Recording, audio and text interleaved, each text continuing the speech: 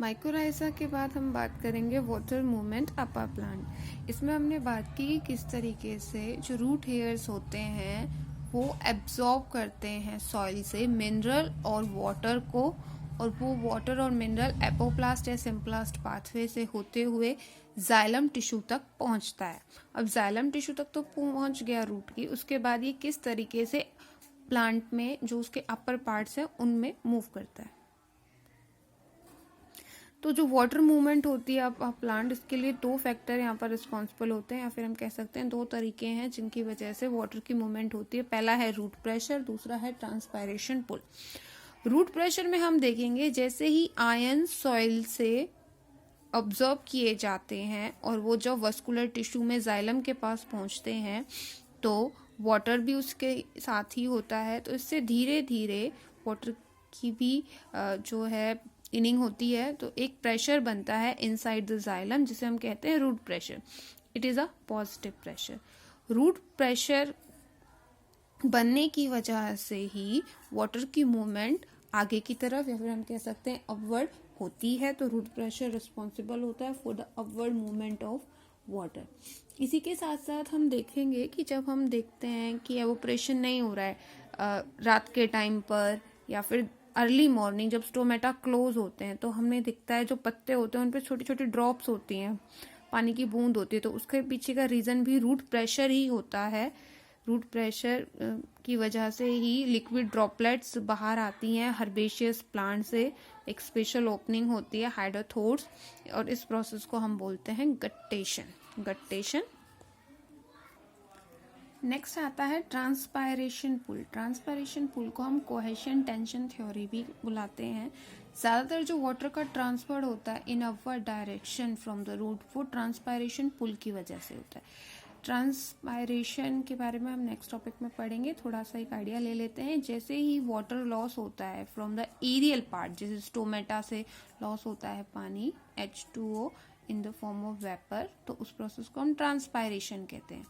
अब water because of transpiration ऊपर की तरफ कंटिन्यू लगातार मूव करता है। उसके पीछे के रीजन होता है कि जो वाटर मॉलिक्यूल्स होती हैं इनके बीच में एक अट्रैक्शन होती है, वो होती है कोहेसिव फोर्स, और दूसरी होती है एडहेसिव फोर्स। इस फोर्स की वजह से वाटर मॉलिक्यूल कंटिन्यू ऊपर की तरफ मूव करते हैं, तो ये होता है ट्रांसपायरेशन पुल। और ज्यादातर जो वाटर की मूवमेंट होती है वो ट्रांसपायरेशन पुल की वजह से ही होती है। कोहेशन टेंशन थ्योरी इसका दूसरा नाम है।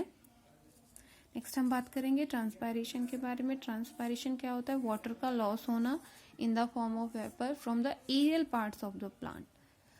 जो ट्रांसपायरेशन होती है तो उसमें वाटर H2O लॉस होता है। टाइप्स ऑफ ट्रांसपायरेशन तीन तरह की होती है, स्टोमेटल, क्यूटिकुलर और लेंटिकुलर। ज़्यादातर जो ट्रांसपायरेशन होती है वो स्टोमेटा से होती है। उसके बाद क्यूटिकल जो लेयर प्रेजेंट होती है लीव्स में, ग्रीन और थिन क्यूटिकल लेयर्स होगी, तो 20% ऑफ जो ट्रांसपायरेशन होगा वो क्यूटिकल लेयर्स होगा। नेक्स्ट है lenticular. Lenticels lens shaped cell present होती है बार्क पोर्शन पे for the exchange of gas. उससे होता है लेकिन बहुत ही लेस अमाउंट में होता है। सबसे ज़्यादा होता है स्टोमेटा से। स्टोमेटा का काम ट्रांसपायरेशन तो होता ही होता है, इसके साथ साथ एक्सचेंज ऑफ गैसेस का काम भी स्टोमेटा का होता है। अगर हम इसका स्ट्रक्चर देखें तो इसके अंदर कुछ स्ट्रक्चरल फीचर्स भी बताए गए हैं। जब हम स्टोमेटा की सेल्स को देखते हैं, जो गार्ड सेल्स जो स्टोमेटल पोर की क्लोजनिंग और ओपनिंग की केयर करती हैं, तो जो इसकी इनर वॉल होती है गार्ड सेल्स की, ये थिक होती हैं और इलास्टिक होती हैं, और जो आउटर वॉल होती हैं ये थिन होती हैं। जैसे ही प्लांट के अंदर वाटर का अमाउंट ज़्यादा होगा क्या, गार्ड सेल्स बल्ज यानी स्वेलिंग अप फूल जाती हैं, और जो ये स्टोमेटल एपरेचर है उस टाइम पे ओपन होगा और वाटर लॉस होगा। लेकिन जैसे ही प्लांट के अंदर वाटर का अमाउंट कम होता है ये फिर से श्रिंक हो जाएंगी, क्योंकि inner membrane elastic in nature है, तो ये वापस से स्टोमेटल पोर को जो है क्लोज कर देंगी और अपनी शेप रिगेन कर लेंगी। यहाँ पर माइक्रोफाइब्रिल प्रेजेंट होते हैं, सेलुलोज माइक्रोफाइब्रिल रेडियली अरेंजमेंट है जिनकी, ये भी इस क्लोजनिंग और ओपनिंग में मदद करते हैं स्टोमेटा की। अब हमने पढ़ा था जो डोर्सीवेंट्रल लीफ होते हैं और जो हमारे मोनोकोटाइल्डन लीफ हैं जिन्हें हम आइसोबाइलेटरल कहते हैं, इनमें स्टोमेटा का डिफरेंस होता है। डोर्सीवेंट्रल लीफ में स्टोमेटा दोनों तरफ प्रेजेंट तो होते हैं, लेकिन जो लोअर सरफेस होती है लीफ की उसमें ज़्यादा होते हैं। आइसोबाइलेटरल में दोनों ही साइड पर इक्वल नंबर में प्रेजेंट होते हैं स्टोमेटा।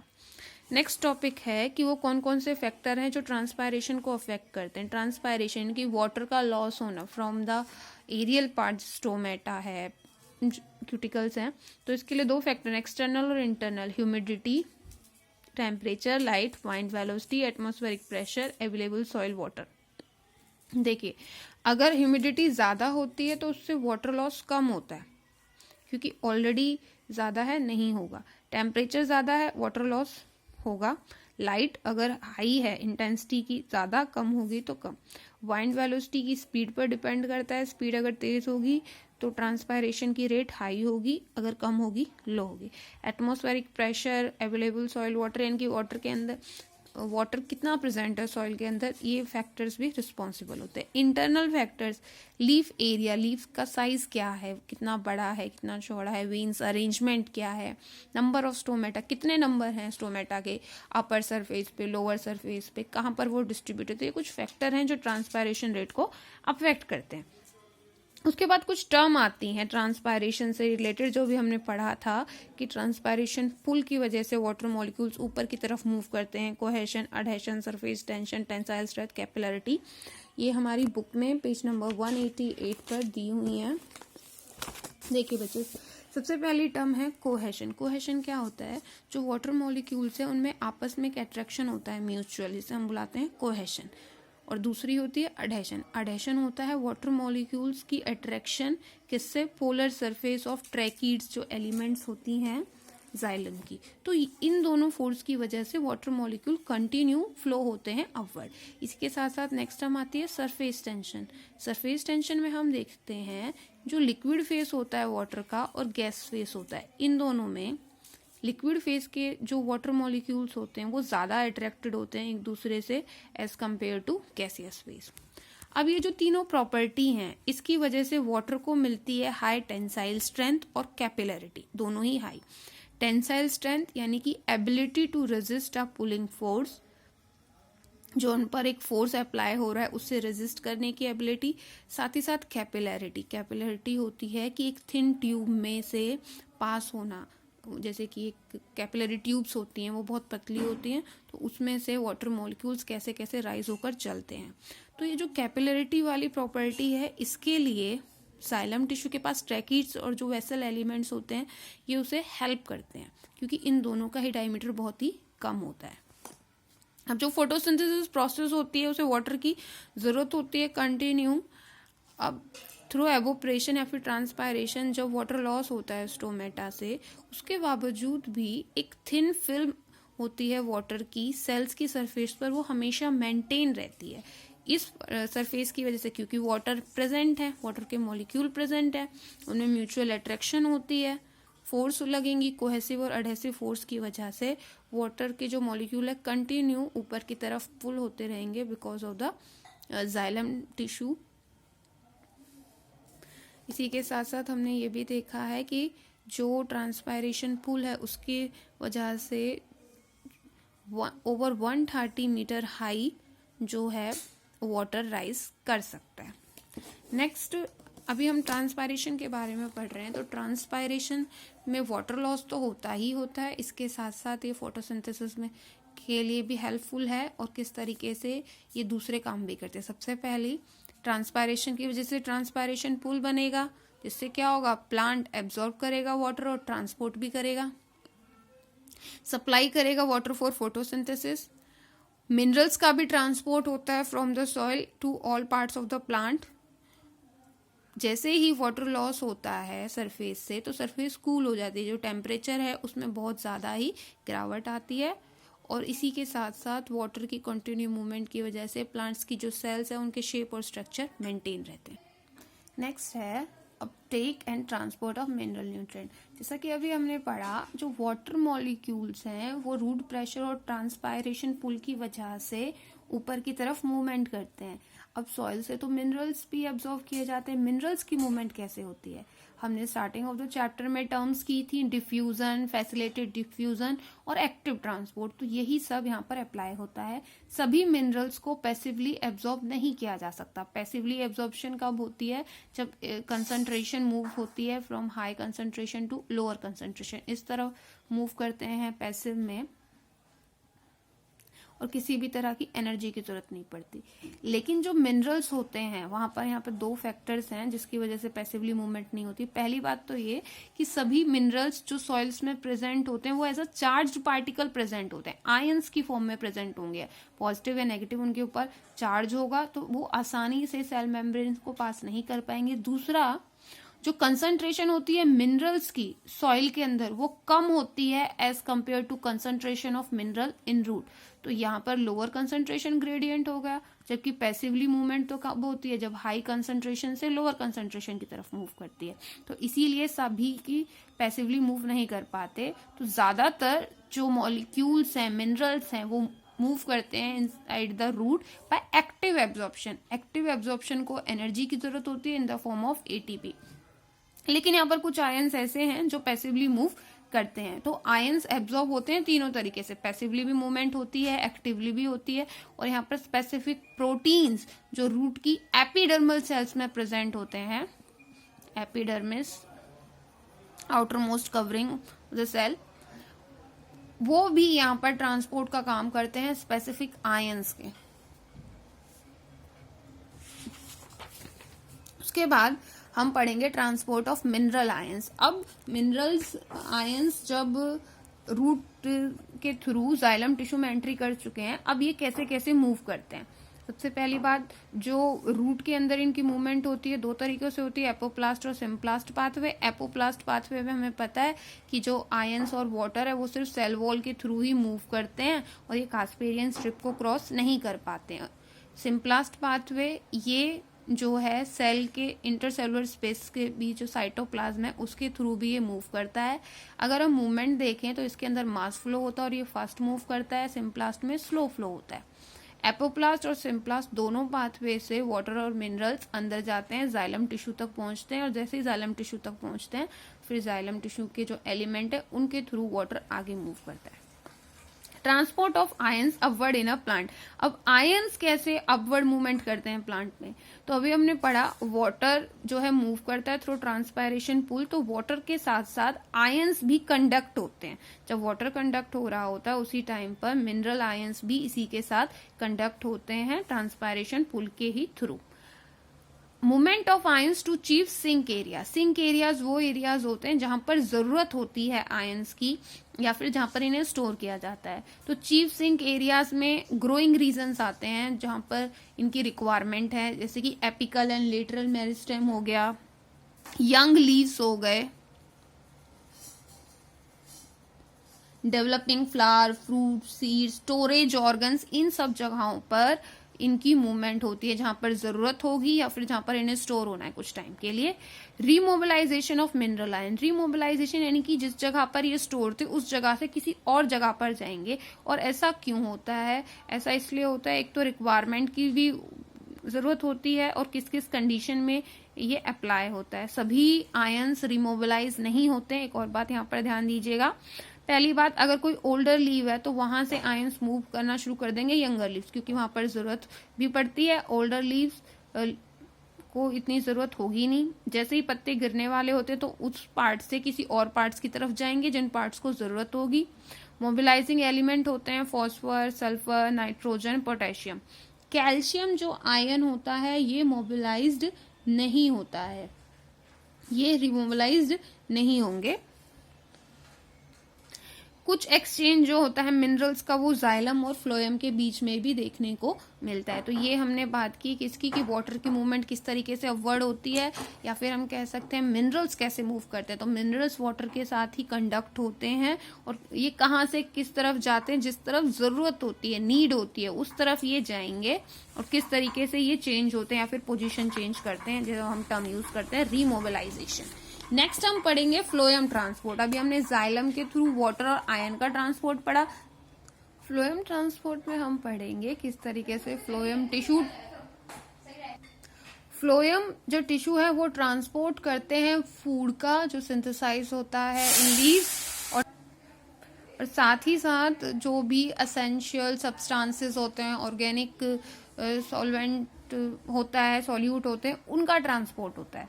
तो जो शुगर और कार्बोहाइड्रेट्स है, या फिर इन शॉर्ट हम कह सकते हैं ग्लूकोज जो है बनता है लीव्स में, और वो जो ग्लूकोज बनता है वो सुक्रोज में कन्वर्ट हो जाता है। सुक्रोज एक डाइसैक्राइड है जिसे फ्लोएम टिश्यू कैरी करता है, आगे की तरफ लेकर जाता है जहां पर भी उसकी जरूरत होती है। यहाँ पर हम 2 टर्म्स हैं आपकी, सोर्स और सिंक की। जो फ्लोएम है वो ट्रांसपोर्ट करता है सोर्स से सिंक की तरफ। सोर्स वो पार्ट होता है प्लांट का जहां पर फूड बनेगा, फूड बनता है लीफ में या फिर ग्रीन पार्ट ऑफ प्लांट में। सिंक वो जगह होती है प्लांट की जहां पर या तो ये स्टोर हो फूड, या फिर जहां पर इसकी जरूरत होती है। वो कोई भी पार्ट हो सकता है, स्टेम हो सकता है, रूट हो सकता है, बर्ड्स हो सकती हैं, क्योंकि जिसे जरूरत है पार्ट को उस तरफ जाता है। तो फ्लोएम ट्रांसपोर्ट करता है सोर्स से सिंक की तरफ। अब जो फ्लोएम टिश्यू है इसकी मूवमेंट होती है बाई डायरेक्शनल, यानी कि ये अपवर्ड और डाउनवर्ड दोनों तरफ जाता है, जबकि जो जाइलम टिश्यू था उसकी जो डायरेक्शन थी वो हमेशा किस तरफ होती थी, वो हमेशा यूनि डायरेक्शनल होता है, यूजुअली एक ही डायरेक्शन में मूव करता है, फ्रॉम डाउनवर्ड टू अपवर्ड।